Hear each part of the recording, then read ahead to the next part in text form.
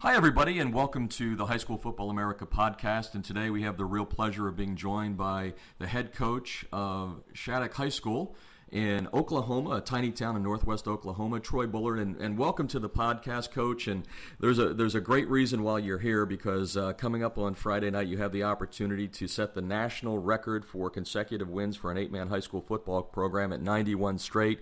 And we just wanted to kind of give you guys a little bit of publicity because I think it's an amazing thing. I saw my first 8-man game just last Friday night in Iowa. So before we get into the streak and all that, I'd like you to tell people a little bit about the town itself. I know it's in northwest Oklahoma, but how would you describe this tiny high school football town? It's a small, rural community. We have about 1,200 people that live here. We average probably about 15 kids a class, so we're relatively small. We're right, in the right where the Panhandle of Oklahoma starts. But Shattuck's a small farming community. Like I said, probably about 1,200 people live here. Okay, so that's the reason when you have small numbers that you end up with 8-man football. And I guess as I've been, studying up on this, Oklahoma is one of the better states when it comes to the 8-man game. Is that correct? Yeah, we think so. Traditionally, Oklahoma's had some pretty good 8-man football teams. Shattuck played 11-man up until 1998, I believe, was our first year to play 8-man. So, Shattuck went through losing some students and kind of shrunk a little bit. Now we've kind of leveled out, and it's been about the same. But we went to 8-man football in 1998. Okay, and talk a little bit about the difference between the 8-man game and the 11-man game for people that don't know about it, and how it differs as a coach. I mean, do you approach it any differently? But let's talk about the setup first. What's the difference? Where do the three players leave on both sides of the ball? You lose 2 linemen and 1 running back. Okay. Other than that, everything's the same. The center and both guards are ineligible. Other than that, it's 8-man. The game's quicker. Defensively, it's probably harder to defend than 11-man, I would say. A lot of the games are higher scoring, but it's faster paced. I never played 8-man. I played all 11-man, but coaching it, I enjoy it. It's a quick game. And like I said, probably the toughest thing is probably defending people. Now the field is less wide. A regular high school football field, or all fields, are 53 1/3 yards. So what's the width of an 8-man field? 8-man field's 40 yards wide. Yeah, I forgot about that. And some of them are 80 yards long. Okay. Ours isn't, but in some states, I think all of them are 80 yards. Where ours is still 100, and there's most schools in Oklahoma are still 100. That gives you a lot of territory to cover. So getting back to the part of the question of how you approach it differently, especially coming from the 11-man side of things, do you have to change up your coaching tactics aside from different sets and that? I mean, just the way you prepare for games and such. No, I don't think so. You just quicker kids, I think, have an advantage. As real big kids. Kids that are probably 6 foot 180 are probably the best kids to have, just because they're can move. I think that's the key to success, having kids that can move a little bit, be quick. Okay, now let's talk about this streak. I mean, it's just amazing. We all know the big story of De La Salle out in California, and this year one of your students, one of your alums, actually called me and said, "You got to hear about this streak. They play 8-man football, and they're going to break the national record." So that's a lot of pressure at the beginning to get to that point. Friday night, you have the chance to break it. But what's it been like as you get closer and closer, as far as excitement in the town, the pressure of breaking it? Can you put those into words?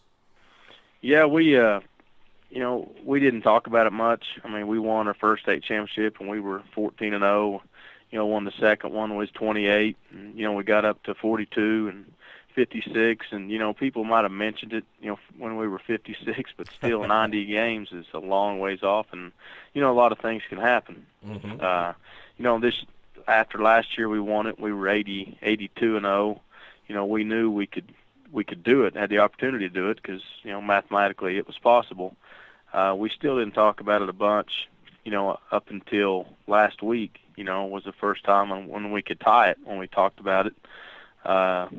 I know the people are proud of the kids. And it's not just this year's team. It's been, the past 6 years. The last time we lost, knock on wood, was in November in 2002. So, a lot of those kids that have been a part of this, not only this year's team, but in years past. But, in the last few weeks we have addressed it. And I think it'll be kind of a sense of relief, when the game's over. Just, win or lose, something's going to be changed. So Sure. I think that will definitely be a relief to not only the coaches, the players, everybody. Get down to the business of winning another state championship is probably what you're thinking more about right now. Yeah, Well, we hope so. Well, now I also read in one of the newspaper articles that I guess you were talking to some of the school officials there. And are you going to do anything special with this after the game, before the game? Any pep rallies this week? Or are you just going to let it happen and then think about that afterwards? We have a community pep rally at 11:45 on Friday, and after the game, if we win, we're going to have a reception. Hopefully, a lot of the former players are back, and we can all have a good time, Okay. remembering the good memories that we've had. Well, that's the best part of that, when you can bring the people back, and that's kind of what we're aiming to do here, which is tell the story of community and whatnot. Let's take a real quick look at, you face Goodwell on Friday. It's a home game, so that makes things great. You get a chance to break the record there. Again, what's maybe the biggest thing you're going to say in the locker room beforehand? Not to give away your pregame speech or anything, but what are you going to say to these kids with facing history like they are? Well, I'm not going to change anything, what I ever tell them. All we ever ask them as coaches is, we want everything to have every play, and, be there for each other every play. That's all we'll ever ask for, is their best effort, doing things right. And that's what we've done for, 6 years or 7 years. I'm not, we're not going to change it. There's just, a little more at stake, and I know our kids will be ready because, like I said, I know they've probably had pressure. People, they'll be the class to lose a streak and all this. So, maybe opportunity for them to give that a rest, maybe. Sure, and a couple of questions, and I'll let you go and get ready for this game. But is there any one game that stands out in this streak in your mind, whether it was a game where you thought, wow, we escaped there, or, we played the best we did? Is it easy to do that, or very hard to do that in a 90-game streak? Well, somebody this week told me that the closest game we had was 22-14 in 2003 at Forgan, and I didn't. It's been so long, I couldn't have told you the closest game. But there's been times where we've been behind, people have got ahead of us, and Medford in the semifinals 2 years ago got up on us 6-0 in the first quarter, and we didn't play very good in the first quarter, and at halftime we were up 22-6, and we ended up beating them.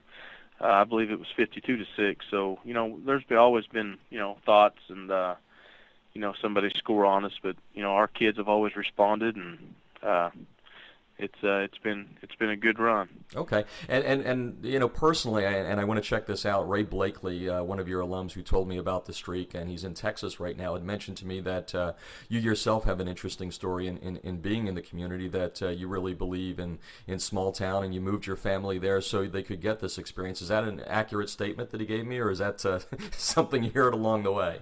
Yeah, I graduated from Shattuck. I've lived here all my life. I coached at Arnett for 2 years, which is 15 miles south of here. I like it here. I've had maybe an opportunity to move, but I just my heart's here, and my wife and family like it. So this is my home. Well, Coach, it's been a pleasure talking to you. I really appreciate you taking the time and all that, and look forward to seeing what happens Friday night and telling all our viewers and listeners how things went. And hopefully the streak keeps going, and maybe you can get that overall one of 151 straight. What do you think? I don't know. We're gonna take it one game at a time. There you go, Coach. That's quite a feat. That's Coach speak there. But anyway, thanks a lot, Coach Bullard, and best of luck Friday. Oh, thank you.